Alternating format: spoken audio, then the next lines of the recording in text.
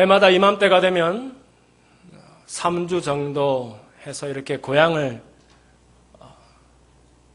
찾습니다. 참 얼마나 즐겁고 또 감사하고 큰 위로와 격려를 받고 하는 그런 시간인지 모르겠습니다. 섬기고 있는 또 우리 마라나타 신학교가 마침 이맘때가 방학 기간이고 또 저희 집 아이들도 또 방학이고 해서 제가 이때 이제 이렇게 제가 자라났고 또 저를 파송하고 후원하고 늘 위해서 기도해 주시는 모교회를 찾아서 또 한편 필리핀 바교에 있는 선교센터에 어떤 일이 일어나고 있는지 보고도 드리고 또 여러분들은 앞만 봐도 모자라고 제대로 하는 것이 없는데 그래도 선교사라는 그 이유 하나만으로 늘 반갑게 맞아주시고 또 격려해 주시고 또 위로하시고 하는 그 힘을 받아서 또 새로운 한 해를 살아가는 어떤 그런 힘을 얻는 그런 시간이 되는 것 같습니다.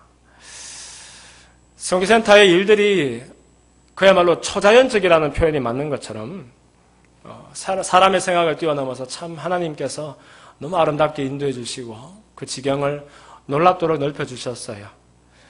선교사들이 잘해서 그런 것이 아니고 항상 보면은 우리 하나님이 호의가 있으시고 그리고 배후에서 여러분들이 그야말로 주야로 기도해 주시는 그 덕분으로 오늘의 우리 선교센터의 모든 사역들이 있게 된 줄로 믿습니다. 다시 한번 깊이 감사드리고 계속하여 몸이 비록 멀리 떨어져 있기 때문에 마치 내일처럼 생각하는 것이 쉽지 않다 손 치더라도 여러분들 늘 기도하시는 거 제가 알고 있습니다. 담임 목사님도 당신들 위해서 우리가 예배 때마다 늘 기도하는 거 알아야 돼 말씀하시는데 주야로 기도를 보태어 주시면 또 우리 선교사들은 그 기도의 힘을 얻어서 또 열심히 또 선교한 일에 사명을 감당하도록 하겠습니다. 선교센터의 사역들이 이제 완전히 궤도에 올라서 참 모든 것이 다 안정이 되었습니다. 특히 그 가운데 제일 감사하는 것은 제가 혼자서 이제 모든 일들을 감당하지 않고 우리 교회에서 또 윤종화 장로님 또 장은자 권사님 귀한 가정을 보내주셔서 우리 함께 협력하게 된 것이 저한테 얼마나 큰 도움이 되는지 모릅니다. 제가 젊은 사람이 시설이라든지 재정이라든지 이런 걸 잘 알겠어요. 근데 우리 장로님 권사님 오시고 나니까 우리 센터가 얼마나 더 예뻐졌는지 모릅니다. 곳곳에 화단이 세워지고 또 시설들이 깨끗해지고 또 고장난 것들도 말끔히 고쳐지고 하면서 나날이 더 아름다운 센터로 이제 변모하고 있습니다. 사람들은 다 하나님께서 서로 다른 보물들을 속에 숨겨 놓으신 것 같아요. 사람마다 다 혼자서 다 잘하는 사람이 없어요. 서로 다른 은사들을 발휘해서 하나님 나라를 세워나가는 것이 참 큰 즐거움인 것 같습니다. 그래서 장로님이 또 재정도 담당해 주시니까 물론 우리 직원들이 있고 하지만은 이게 일어나는 일들이 굉장히 다양해요, 거기서. 근데 장로님이 이제 시설 또 재정에 담당해 주시니까 저는 맡은 신학교 사역하고 또 총괄하는 일만 감당을 해서 너무너무 또 큰 도움이 되고 있습니다. 그런가 하면 또 우리 고요한 목사님 또 선교사로 또 그 가정에 와가지고 아주 또 지금은 그 우리 센터 안에 임마누엘 교회라고 현지인 예배가 있지 않습니까? 그 현지인 교회도 섬기고 있고 또 PKD 선교라 해서 우리 현지인 목회자들 그 자녀들을 데려다가 우리가 장학 선교를 하고 있습니다. 그 일도 이제 맡아서 잘 해주니까 또 열정도 있고 목회자는 센스가 있어요. 그래서 교회도 많이 부흥을 했고 그 분위기가 아주 지금 뜨거워져서 제가 참 너무 행복합니다. 그래서 세 가정이 이렇게 힘을 합쳐서 또 배후에서는 여러분들이 기도하시죠. 또 교회에서는 늘 그야말로 모든 면에서 또 이렇게 후원을 해주시죠 하니까 저희들은 그야말로 다만 한 가지가 즐거운 비명이 저희들 생각보다 너무 하나님께서 지경을 많이 넓어주셔서 어떤 면에서는 즐거운 비명들이 있습니다. 학생이 너무 많아지고 또 이렇게 한 일들도 좀 늘어나고 하면서 이제 부족한 역량 아래서 하려다 보니까 참 염려도 되고 할 때가 많이 있는데 계속해서 여러분들 기도해 주시면 계속 좋은 일이 우리 센터에서 일어날 줄로 믿습니다. 우리 두 분 선교사님 가정들이 찾으면 이제 맡은 일들을 소개할 걸로 생각을 하고 시간이 청청하니까 저는 오늘도 마라나타 신학교에 대해서 잠시 또 여러분에게 말씀을 드릴까 합니다. 이 마라나타 신학교가 처음에 우리 교회에서 또 담임 목사님과 늘 대화를 나눌 때마다 한 어느 정도 하면 학교가 그 학교다운 면모를 갖출까. 신학교는 일반 학교하고 다르니까요. 그냥 숫자만 불리는 학교가 아닙니다. 해서 정말 헌신된 일꾼들을 모아다가 하나님의 어떤 하나님 나라를 세우는 귀한 사역자로 세워야 하는데 한 40여 명을 염두에 두고서 처음에 이제 접근을 했어요. 그런데 어느새 지금 뭐 40명 그냥 한 50명 정도 되는 그것도 필리핀 바기오 그러니까 여러분 필리핀 학생들이 소복이 모여서 공부하는 걸로 연상이 되시죠. 그렇지 아니하고 지금 14개 나라에서 모여있는 사람들이 우리 캠퍼스에서 같이 생활을 하며 공동체를 이루고 있습니다. 학생들은 12개 나라죠. 그러니까 필리핀에 있으니까 필리핀 학생들도 많이 있고 태국, 미얀마, 라오스, 캄보디아, 베트남, 또 말레이시아, 인도네시아, 그리고 호주, 뉴질랜드도 있고 미국 학생도 하나 있고 중국 또 하나가 있어요. 12개 되는데요. 벌써 12개네요. 12개. 네. 이렇게 이제 학생들이 모여있고, 그리고 저는 한국 사람, 또 선생님들 가운데서 우리 교수님 중에서 아프리카 케냐 분이 한 분 계시니까 모두 14개에서 나라에서 모인 색깔도 다르고, 말도 다르고, 밥을 먹어도 음식 먹는 모양이 다 달라요. 어떤 사람은 젓가락, 어떤 사람은 포크, 어떤 사람은 뭐 손으로 먹고, 옷도 다르고, 다 달라요, 그냥. 그런데 이제, 모여서, 영어로 된 좋은 신학 교육을 받으면서 근데 여러분 이 몇 개 나라에서 모였느냐 하는 것이 중요한 것이 아니라 어떤 나라에서 왔느냐 하는 것이 더 중요하지 않습니까? 이 나라들의 면면을 보면은 다 오늘날 그 아시아 선교에 있어서 가장 중요한 나라들입니다. 그야말로 복음의 오지요. 여전히 사회주의 공산주의 체제 아래에 있어서 교회를 마음대로 세울 수도 없고 신학교도 없고 심지어 그런 곳에 선교라고는 들어본 적도 없는 그런 나라들에서 이제 헌신된 일꾼들이 와서 바기오, 이 필리핀 바기오가 기후라든지 영어권인데다가 이 모든 면에 있어서 교육에 있어서 가장 적합한 그런 장소입니다. 여기에서 이제 4년 동안 혹은 석사까지 하면 한 6년, 7년 동안 훈련을 받고 다 자기 나라로 돌아갈 사람들이 모여있는 학교인 거예요. 굉장히 특이하고 귀한 학교죠. 필리핀에 그렇게 무수한 신학교들이 있는데 필리핀 학생들이 과반수가 안 되는 학교는 제가 알고 있기로 아시아 태평양 그 연합 신학교하고 그 APTS라는 그리고 우리 MBC 마라나타 신학교 2개밖에 없는 걸로 제가 알고 있습니다. 여기에서 우리는 필리핀 바기오를 상대로 선교하는 것이 아니라 우리가 마음대로 가서 마음대로 이렇게 사역하지 못하는 아시아의 중요한 선교지에서 전도 유망한 젊은이들을 모아다가 그렇게 훈련시키는 귀한 신학교를 우리가 섬기고 있다. 이렇게 기억을 하시면서요. 어떤 자긍심과 또 거기에 그 일에 소망을 두고 계속 기도해 주시기를 바랍니다. 제가 오기 얼마 전에는 심지어 그 라오스에서 여러분 이름만 들어봤자 한 번도 못 가보셨죠? 라오스라고 있습니다. 그 태국 북동쪽에 캄보디아 북쪽에 있는 인도차이나에 있는 나라인데 그 나라 가보면은요 아무것도 볼 게 없다는 걸 보러 가는 게 그 나라예요. 라오스. 우리나라 경부선처럼 북쪽 끝에서 남쪽 수도까지 이어지는 그 제일 중요한 도로가 있는데 그 도로 양쪽으로 아무것도 없어요. 산밖에 없어요. 산밖에. 중간에 루앙프라방이라는 그 제2의 수도 그리고 비엔티인이라는 그 수도 그 두 지역을 빼놓고는 그 중요한 그 도로 중요한 도로 그래봐야 왕복 2차선인데 그 도로 좌우로 아무것도 없는 나라.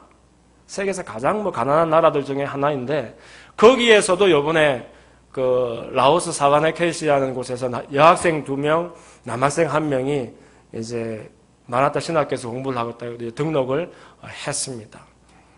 참 귀한 일이죠. 거기에서 이제 우리는 학생들을 함부로 받지를 않아요. 왜냐하면 많이 받으면 받을수록 돈이 더 많이 드니까. 그래서 광고도 하지 아니하고 모집도 아니하는데 오면은 선별해서 뽑아야 되는 거예요. 그래서 뽑을 때 항상 물어봅니다. 오는 목적이 뭐냐? 여기서 무엇을 공부하고 싶으냐? 공부를 마친 다음에는 무엇을 할 것이냐를 물어봐서 내 나라가 아니라 하나님의 나라를 위하여 헌신하겠다는 그런 일꾼들을 꼭 받아서 훈련을 하는 곳입니다. 우리는 조국 대한민국에 태어나서 얼마나 풍요롭게 편안하게 신앙생활 하는지 몰라요. 하지만 여전히 많은 이 세계 곳곳에서는 예수님을 믿기 위해서는 대가를 지불해야 되는 사람들이 너무나 많습니다. 예수 믿으면 응당 복 받는 것이 우리의 상식인데 예수를 믿는다는 것은 오히려 그들에게 톡톡한 대가를 지불하고 때로는 핍박과 오해 가운데 던져지고 곤란을 겪어야 하는 그런 지역들이 많이 있다는 것입니다. 더더군다나 전도사님, 목사님 하면서 앞으로 목회를 하고 선교사를 하겠다 하는 그런 친구들은 앞으로 예견되는 그런 어떤 그 핍박과 고난의 길을 마음에 준비를 해야 가능한 그런 친구들도 많이 있습니다. 그렇기 때문에 이런 학생들이 모여있다 보니까 학교의 분위기가 아주 특이해요. 매일 그 채플이라고 예배가 있는데 예배 자리에 가보면은 아까 말씀드렸죠. 색깔도 다 달라요. 노란 사람, 빨간 사람은 없나요? 하여튼 뭐 검은 사람, 흰 사람 다 모여서 예배를 드리는데 다 문화가 다르기 때문에 예배드리는 문화도 달라요. 그래서 어떤 학생은 서서 손을 들고 예배를 드리고 어떤 학생은 앉아서 조용히 눈물을 흘리면서 예배를 드리고 어떤 사람은 박수를 치면서 그냥 큰 소리로 찬양을 하고 어떤 사람은 조용히 그렇게 묵상을 하고 하는데 어쨌든 모양은 다 달라도 그 가운데에 나를 사랑하사 나를 죄와 사망의 자리에서 건져서 나를 생명과 축복 가운데로 옮겨주신 그 하나님, 내가 그 하나님을 섬기는 그 하나님의 나라를 위해서 기꺼이 대가를 지불하며 애매한 고난의 자리도 나가고 나에게 주어진 십자가를 기뻐하며 지며 예수님을 따르겠습니다 하는 그런 사람들이 모여서 드리는 예배이기 때문에 그 예배 자리에 들어가면 막 내 마음이 나도 모르게 뭉클해지고 막 뜨거워지고 막 그렇습니다. 그래서 저는 선교사들이 어떻게 보면 영적으로 더 늘 긴장하고 또 준비해야 되는 사람들인데 그런 우리 학생들의 면모를 보면서 제가 더 도전을 받을 때가 참 많이 있습니다. 그래서 여러분 우리는 뭐 철치 플랜팅이라는 말을 하죠. 교회 개척. 이런 일도 중요하지만 우리는 선교 플랜팅이라 그래가지고 이제 동남아와 또 아시아 태평양 지역을 향해서 한국과 필리핀보다 더 능력 있게 선교할 수 있는 그런 주역들을 키우는 그런 신학교를 우리가 담당하고 있다. 이렇게 기억을 하면서 늘 소망을 품고서 기도해 주시기를 주님 이름으로 축원합니다. 네, 그래서 해마다 그랬던 것처럼 올해도 제가 한국 오기 전에 이제 약 3주간 이 인도 차이나 지역들을 돌면서 올해도 한 20여 명 정도를 5개국 9개 지역에 단기 선교사로 파송을 했습니다. 해서 여러 가지 모양의 사역들을 하는데 사역은 잘 하는지 아픈 곳은 없는지 또 뭐 문제는 없는지 이렇게 돌아보면서 멤버 케어를 하고 이번에 이렇게 무사하게 또 귀국을 하게 되었습니다. 그런가 하면 올해는 이 방학 기간에 제가 또 여러 가지로 좀 바빴던 그런 해인 것 같습니다. 왜냐하면 인도 차이나로 또 떠나기 전에 4월 한 달은 여러분 기도해 주신 것처럼 영국에 있었습니다. 있으면서 OCMS라고 옥스포드 센터 for Mission Studies라는 그 학교에서 이제 올해부터 선교학 PhD 이제 박사 과정을 시작하게 되었습니다. 제가 한편 뭐 제 주제와 또 실력과 배경을 생각하면 참 뭐 꿈꾸기 어려운 그런 일인데 그렇지만 또 담임 목사님께서 또 응원해 주시고 또 교회에서 또 학비 일부도 또 후원해 주시고 또 이렇게 여러 가지로 도와주셔서 이런 일들이 가능하게 된 것을 정말 너무나 감사하게 생각합니다. 이 OCMS는 이름은 널리 알려진 것 같지는 않은데 선교학 분야에서 PhD 박사 과정을 이제 세계에서 가장 많이 배출하고 있는 다섯 번째 손가락 안에 드는 그런 학교입니다. 그리고 선교학 분야에 있어서 이제 세계에서 늘 영향력 있는 저서를 10권 정도를 해마다 뽑는데 그 가운데 꼭 이 학교의 이제 출판사 랭넘 출판사에서 3권, 4권 정도를 이렇게 출판을 하면서 이제 오늘날 글로벌 크리스천리티라고 오늘날 이제 새로운 세계 선교의 패러다임을 준비한 데 있어서 아주 영향력 있는 그런 중요한 학교입니다. 이제 거기서 이제 제가 공부를 하면서 두 가지 마음이 있었어요. 두 가지 무거운 짐이 있었는데 한 가지는 제가 생각했던 것보다 공부가 너무너무 힘든 거예요. 공부는 또 때가 있는데 좀 너무 오래 쉬었던 그런 생각도 들고 물론 이제 혜택은 참 많았습니다. 전 세계에서 책이 제일 많은 옥스퍼드 보들레이안 도서관들을 마음대로 이용할 수 있고, 앉은 자리에서 클릭만 하면 막 세계적인 석학들과 함께 대화하면서 생계의 새로운 이제 판을 짜는 뭐 그런 것은 참 큰 축복이었는데, 공부가 너무 어려운 거예요.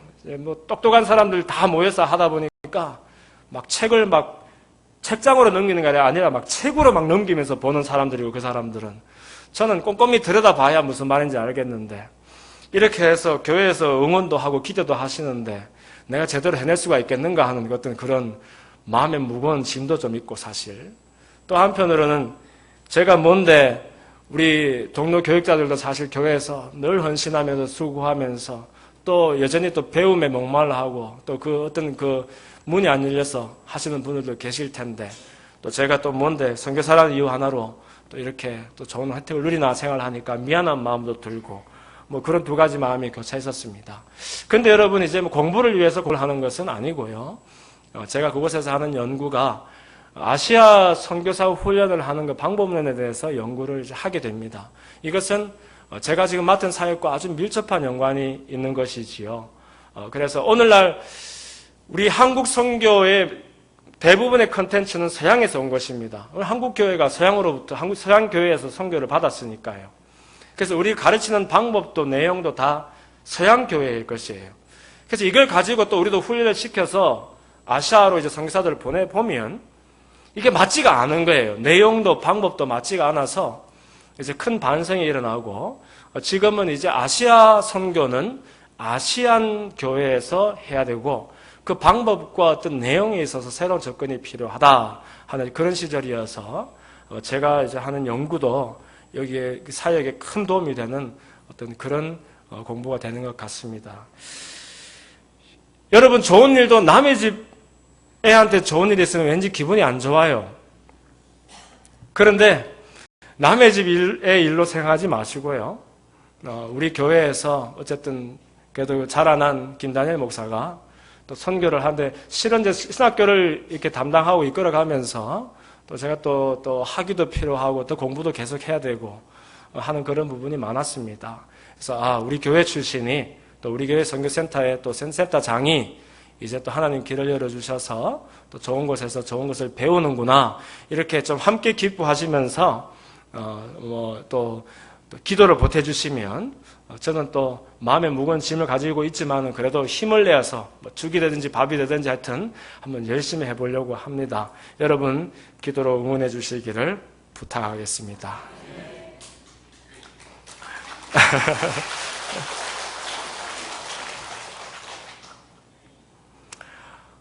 오늘 본문 말씀에 근거해서 저는 한번 따라 하시겠습니다. 아버지의 나라.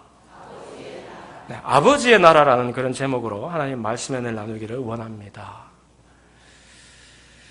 여러분, 신앙생활을 오랫동안 열심히 하다 보면은 나도 모르게 형식과 전통에 익숙해지고 또 타성에 젖어서 하나님의 말씀을 오해하는 것에 익숙해지기 쉽습니다. 그중 하나가 바로 하나님의 나라에 대한 이해가 아닌가 생각합니다. 예수님은 종종 이 하나님 아버지의 나라에 대해서 말씀하셨습니다. 참으로 그분은 자기 나라가 아닌 아버지의 나라가 이 땅에 이루어지는 것을 위해서 한결같이 순종하신 분이십니다. 세례 요한과 예수님의 공통점이 있다라면은 그것은 바로 자신을 부인하고 철저히 누구를 드러내면서 살아야 할지를 알고 계셨던 그런 분들이라는 것입니다. 세례 요한은 항상 스스로를 소개할 때 예수님의 첩경을 예비하는 자로, 그분의 신들매도 풀지 못하는 자로 자기를 소개했습니다.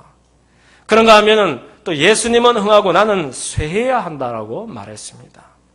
예수님도 마찬가지죠. 사람들이 당신의 의도를 바로 이해하지 못하고 예수님을 자꾸 높이고 환호할 때마다 오히려 그런 자리를 피하셨습니다.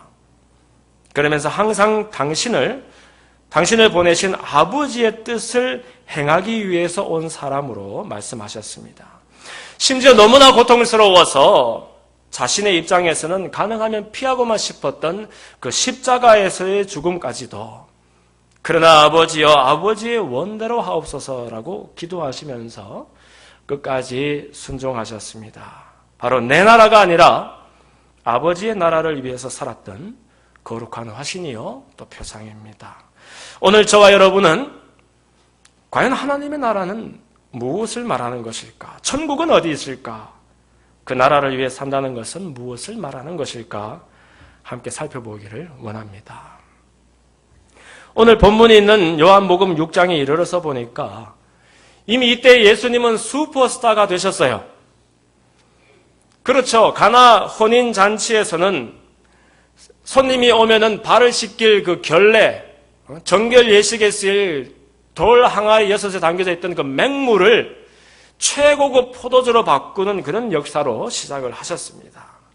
그런가 하면 가버나움에서는 죽어가던 고급 관리의 아들을 살리셨고 베데스다 연못가에서는 38년이 되었던 중병 환자를 그 자리에서 이렇게 세우셨습니다. 그랬더니 이 소문을 듣고서 사람들이 인산이 내려 모였지요. 디베랴 광야에서는 어른 남자만 5천여 명이 모였는데 모두 다 예수님의 기적과 이사에 환호했던 사람들입니다. 이때에도 날이 저물 때가 되니까 예수님이 오병이어라는 거 보잘것없는 음식을 가지고서 그 많은 사람들, 성인 남자만 5천이니까 수만 명이 되었지 않겠습니까? 그 많은 사람들을 다 먹이셨다는 것입니다. 이때에도 사람들이 그 표적을 보고서 하는 말이 이는 참으로 세상에 오실 그 선지자다라고 말을 했습니다.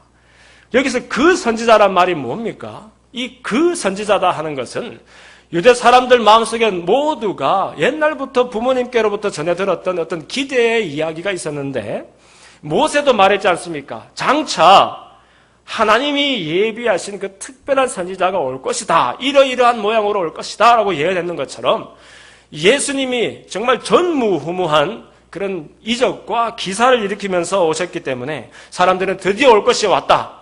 그 선지자가 왔고 이제 하나님의 나라가 이 땅에 이루어지고 우리는 이제 세상 모든 열국 위에서 왕노릇을 할 것이다. 이렇게 환호를 하게 된 것입니다.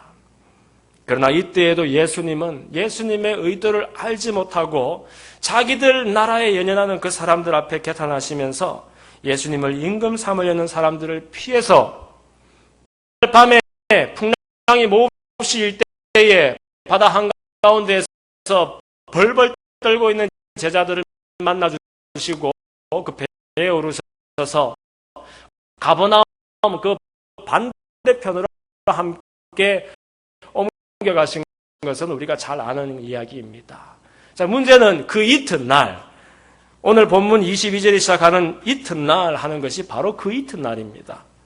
그때 이제 사람들이 막 소동을 하는 것입니다. 왜냐하면 어제 분명히 배 한 척밖에 없었던 것과 그 한 척뿐인 배를 제자들이 타고 바다를 건너간 것을 이 사람들이 다 목격을 했습니다.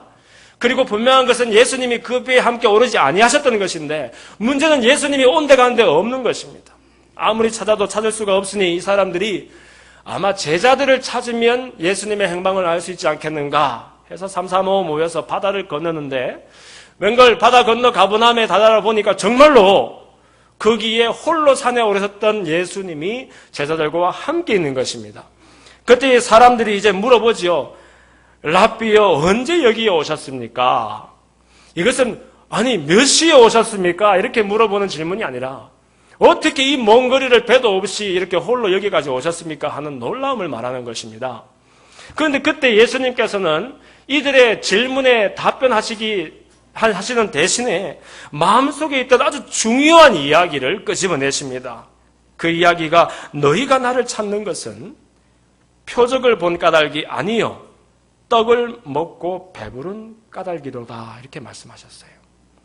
두 가지 까닭이 있습니다. 하나는 표적을 본 까닭이 있고 하나는 떡을 먹고 배부른 까닭이 있답니다.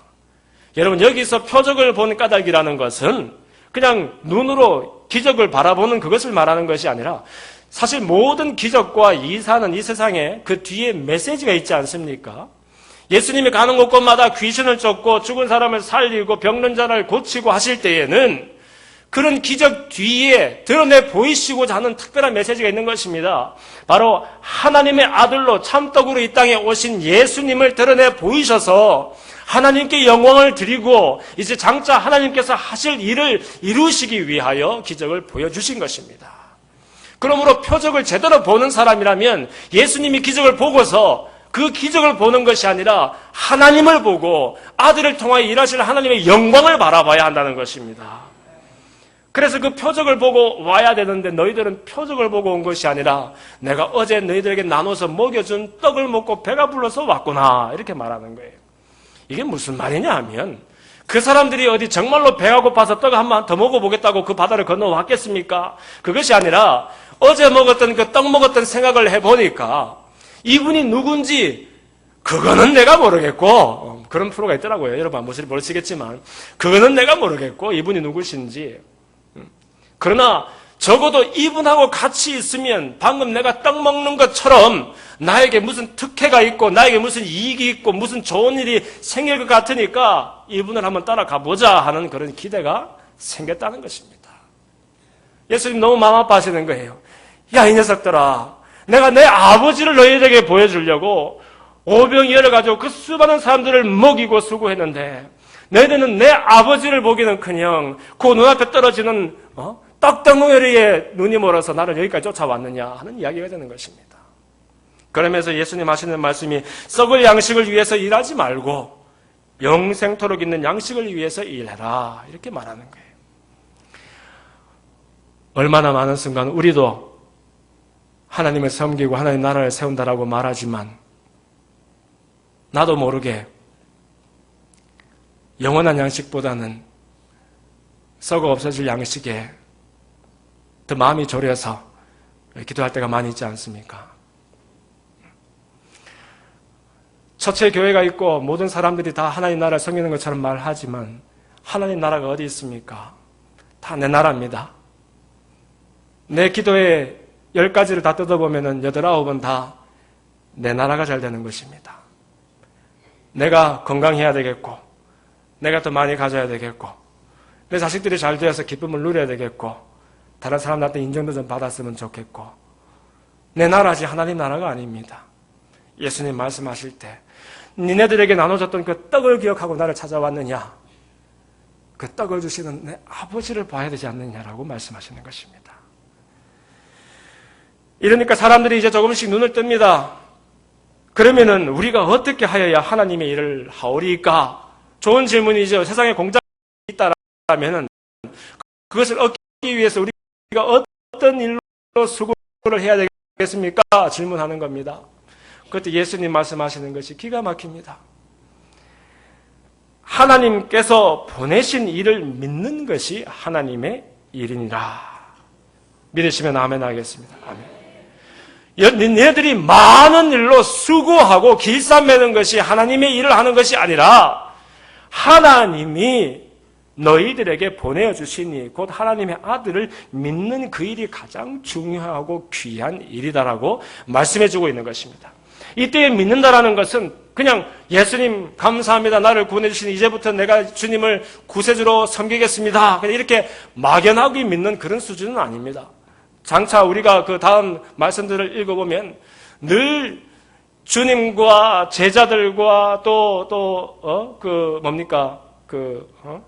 다른 무리들이 회개하라, 천국이 가까웠다라고 말하고 또 주여 주여 하는 자마다 천국에 다 들어가는 것이 아니다라고 말할 때에 이 믿는다라는 것은 정말 전인격적인 생애가 완전히 뒤집어지는 삶의 의미와 목적이 달라지는 인생의 주인이 송두리째 바뀌어지는 그런 종류의 믿음을 말하는 것입니다. 그렇게 하나님을 내 인생의 주인으로 모셔드릴 때에 비로소 그 믿는 것이 하나님의 일을 하는 것이 되어서 영생토록 있는 양식을 우리 가운데 누릴 수 있게 된다라고 예수님 말씀하고 계십니다. 그렇죠, 여러분. 우리 한국 사람들은 우리라는 표현을 참 좋아하지 않습니까? 우리. 뭐든지 우리입니다. 집도 우리 집, 우리 가정, 우리 애들, 심지어 자기 아내를 소개할 때도 우리 집 사람. 다 우리입니다, 다 우리. 우리 교회, 우리 학교. 좋은 것이죠. 왜냐하면 우리는 관계 중심이고 공동체가 참 중요하기 때문에 그렇습니다. 그런데 여러분, 좋을 때 우리 하는 것이, 하긴 뭐, 근데 돈은 내 돈이에요. 돈은 내 돈. 우리 돈 얘기 안 해요. 집도 우리 집, 뭐 다 우리 건데, 돈은 내 돈. 우리 돈 하는 사람 없습니다. 바보죠. 근데 여러분, 좋을 때 우리가 통하는 것이지, 중요한 순간이 오면 이 소유가 항상 분명합니다. 집도 부모 자식 간의 우애가 좋아가지고 같이 이렇게 살면, 얹혀서 살면은, 자식도 이거 우리 집이라 얘기하고, 부모님도 이거 우리 집이라 얘기하고, 다 우리 집이라 얘기를 하죠, 좋을 때는. 그러다가 사고 팔 일이 생기면 누구 겁니까? 등기부 등본을 떼어보면 되는 것입니다, 여러분. 그러면 거기에 분명히 소유자가 누군지 나와 있어요. 그러면 그거 팔면 그게 만약에 집이 부모님 이름으로 뭐 아버지 이름으로 되어 있으면 팔면 그 아버지 것이지 자식 것이 아닌 것입니다.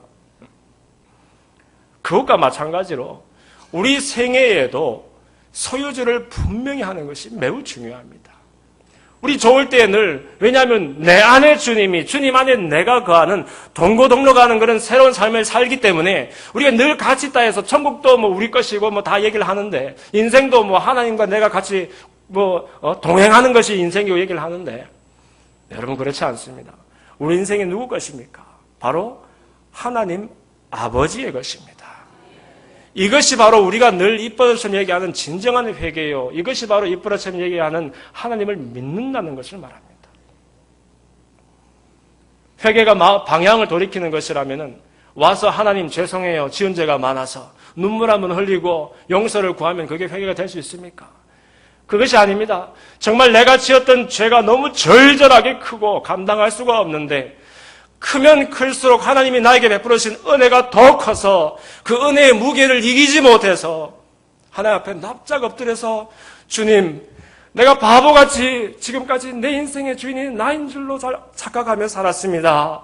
그러나 이제는 나를 사랑하사 독자를 아낌없이 내어주셨던 주님을 내 인생의 주인으로 모시고 내 시간도 주님 것이요, 내 건강도 주님 것이요, 내 은사도 주님 것이요, 다 내 재물도 주님 것이요, 내 인생의 주인이 바로 주님 되어지는 것, 주인의 어떤 그 소유권이 완전히 바뀌어지는 것, 인생의 살대 그 목적과 의미가 바뀌어지는 것이 진정한 회개요. 이것이 바로 예수님과 세례 요한과 제자들이 그렇게 외쳐댔던 회개하라! 천국이 가까웠느니라 할 때의 그 회개의 중요한 모양이 된다는 것입니다.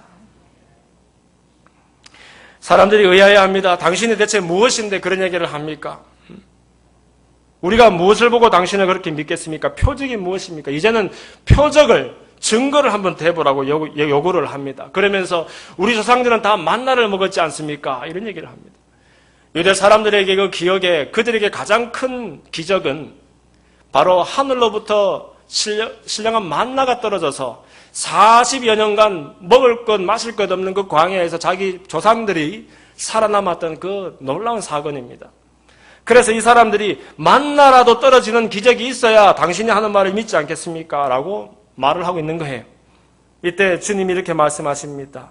진실로 진실로 너희에게 이르노니 모세가 너희에게 하늘로부터 떡을 준 것이 아니라 내 아버지께서 너희에게 하늘로부터 참떡을 주시나니 하나님의 떡은 하늘에서 내려 세상에 생명을 주는 것이니라. 이렇게 말씀하셨어요. 무슨 말인고 하니, 야, 이 사람들아, 왜 만나를 바라보고 있느냐? 그 만나가 모세가 내린 것이냐? 모세가 기도할 때 내 아버지가 너희들을 위하여 하늘에서 내려준 양식이 만나가 아니냐? 이런 얘기입니다. 여기에서 예수님은 신앙의 여러 가지 모습들을 보여주고 계십니다. 어떤 사람들은 다 하나님 나라를 운운하며 하나님 섬긴다고 말하지만 여전히 하나님께로부터 떨어지는 그 축복의 콩고물 만나를 쳐다보며 신앙생활을 하는 사람이 있고, 어떤 사람은 만나가 내리도록 하나님께 중보하며 기도했던 모세 지도자의 그 손끝을 바라보는 사람이 있는가 하면, 어떤 사람은 그 축복의 근원이 되시는 하나님을 바라보며 하나님을 찬양하며 하나님 나라를 세워나가는 그런 사람들이 있다는 것입니다. 그러므로 예수님의 이 무리들을 향한 말씀이 무엇입니까? 왜 만나를 쳐다보며 왜 모세를 쳐다보며 있느냐? 내 아버지가 너희들에게 만나를 내려주셨고 그 아버지가 지금도 하늘로부터 내리는 참떡 신령한 생명의 떡을 나를 통해 내려주지 않느냐라고 말씀하고 계시는 거예요. 그러면서 예수님이 내가 바로 그 참떡이다, 내가 바로 생명의 떡이다라고 말씀하시며 나를 보지 말고 나를 통하여 내 아버지를 보고 나를 통하여 내 아버지의 나라를 보라라고 그들에게 도전하고 계시는 것입니다. 여러분, 이때 저는 이 생명이란 단어에 초점을 맞추고 싶습니다. 생명. 사도 요한이 그렇게 즐겨 쓰던 단어입니다. 이 사도 요한은 요한복음에서 어떨 때는 생명이라고 그랬다가 생명이 영원하면 영원한 생명, 영생이라고 그랬다가 또 하늘나라 어디입니까? 천국, 아버지의 나라, 또 구원을 얻는다, 하늘나라에 들어간다, 이런 표현들을 바꾸어서 쓰고 있는 것을 볼 수 있습니다. 참 놀라운 것은 이 서로 다른 표현들을 바꾸어서 집어넣어 봐도 그 자리에서 정확하게 그 의미들을 이루는 것을 볼 수 있어요. 이것은 무엇이냐 하면 이것을 통해서 우리는 바로 천국이 무엇이냐, 아버지의 나라가 무엇이냐, 진정 하늘나라는 어디에 있느냐 하는 것을 우리가 깨달을 수 있게 된다는 것입니다. 여러분, 하나님의 나라는 어디에 있습니까? 아버지의 나라란 무엇일까요? 예수님이 장차 다시 오실 때에는 우리가 온전한 거룩한 몸을 입고 함께 부활해서 신천, 신지를 물론 경험하겠습니다마는 그러나 복음서에서 예수님과 제자들이 천국, 즉 하늘나라에 대해서 늘 말할 때마다 이 천국이라는 것은 우리가 죽은 다음에 장차 가는 어떤 지역적인, 공간적인 그런 장소만을 의미하는 것은 아니라는 것입니다. 다시 말해서 그냥 아픔도 없고 슬픔도 없고 그냥 모든 것이 환하고 럭셔리하고 편안하고 안락한 그런 고급 빌라 천당이 아니라는 것입니다.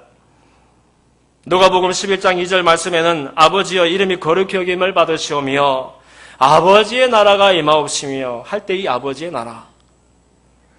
마태복음 5장 3절에서 심령이 가난한 자는 복이 있나니 천국이 그들의 것임이요 할 때 이 천국.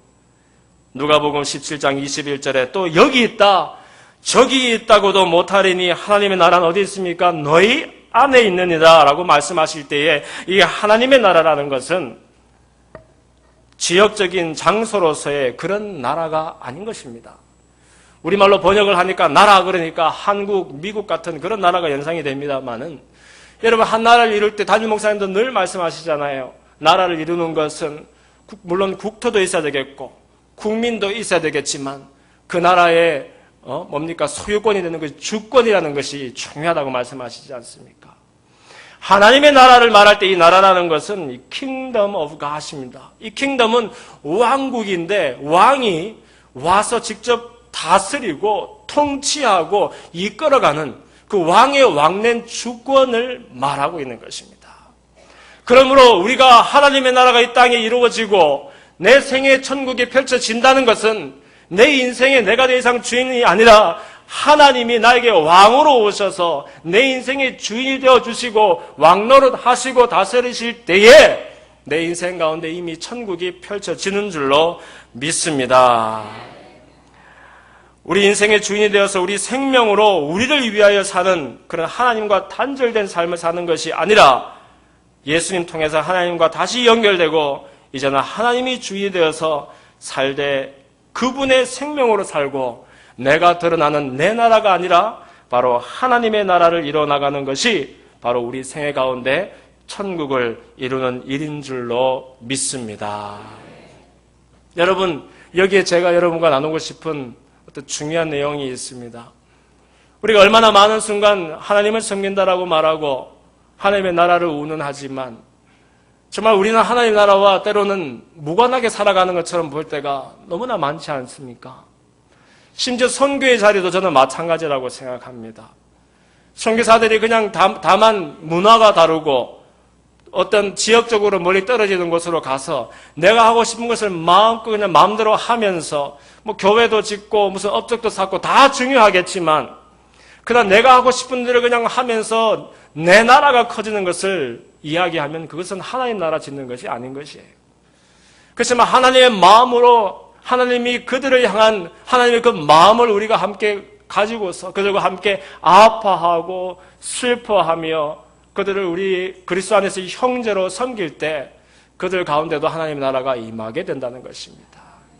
저는 우리 교회가 정말 하나님의 나라를 세워나가는 아름다운 교회인 줄로 믿습니다. 그리고 앞으로 더더욱 하나님께서 기뻐하시는 그런 아버지의 나라를 이루어 나가는 그런 교회가 되기를 바랍니다. 얼마나 많은 교회들이 심지어 교회도 교회 나라를 막 만들고 있어요. 하나님 아버지의 나라가 아니라 교회의 나라를 이루어가고 있다는 것이죠. 그러면서 성도들도 많아져야 되겠고, 재정도 튼튼해져야 되겠고, 그러면 건물도 더 크게 예쁘게 아름답게 지어야 되겠고, 할 일이 태산 같습니다만은 그렇게 부산하다 보면 그만 하나님 나라는 온데간데 없이 짜부러들고 내 나라, 내 교회의 나라만 세우기가 쉽다는 것입니다. 그런데 얼마나 감사해요. 우리 교회가 사실 하기에 버거울 정도로 큰 일을, 선교의 중요한 일들을 감당하고 있지 않습니까? 다른 그 교회에 있는 분들이 와서는 깜짝 놀랍니다. 서울에 있는 수천 명이 모이는 그런 큰 교회에서도 하지 못하는 14개나 되는 아시아의 중요한 나라들에서 인재들을 불러 모아다가 거기에 무슨 신학교가 있으며 무슨 교회가 있으며 그야말로 예수 믿는다 그러면 대가를 응당 지불해야 되는 그런 청년들을 모아다가 정말 신학 훈련을 시켜가지고 다시 자기 자리로 보내서 자기 백성들을 섬기게 하는 이런 사역을 한다는 것이 얼마나 대단합니까? 저는 담임 목사님이 늘 선교에 초점을 맞추어서 하나님 나라를 먼저 바라보면서 믿음으로 가시는 분이라서 얼마나 감사한지 모르겠어요.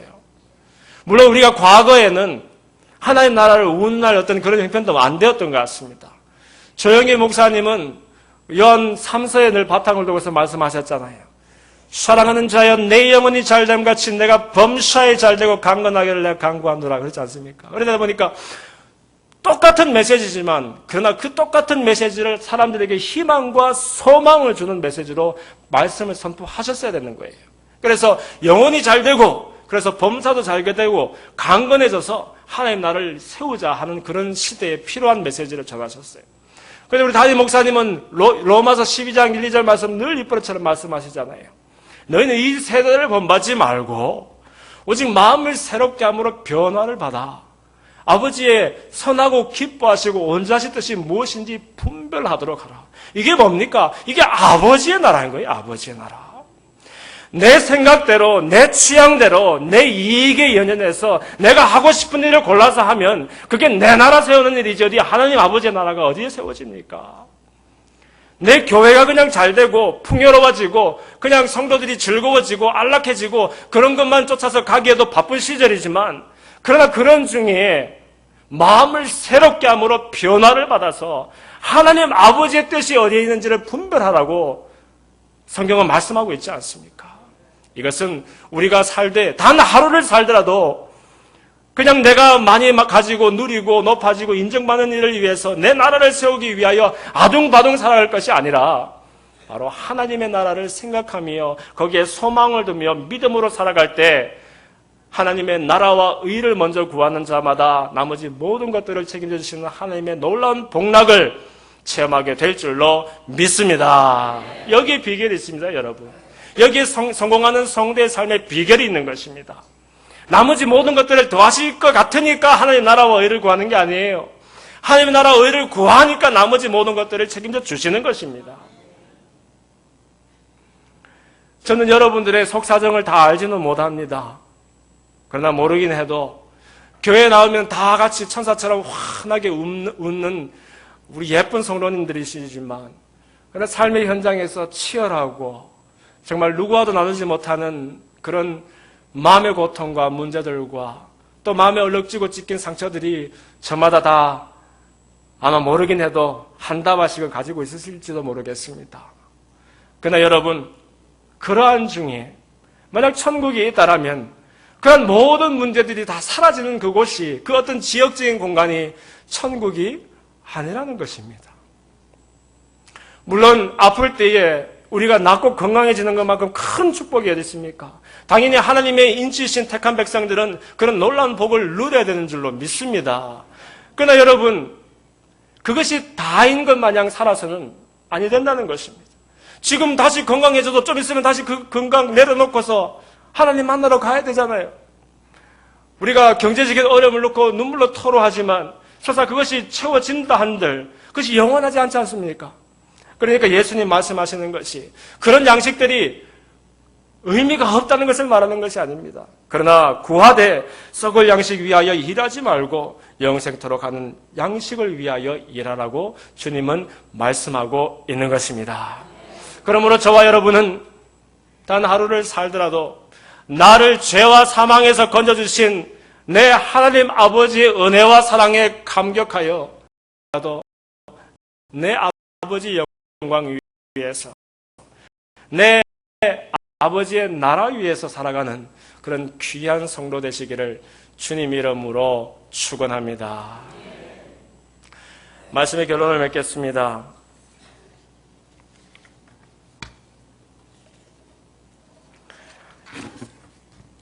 여러분, 생명은 우리 속에 없습니다.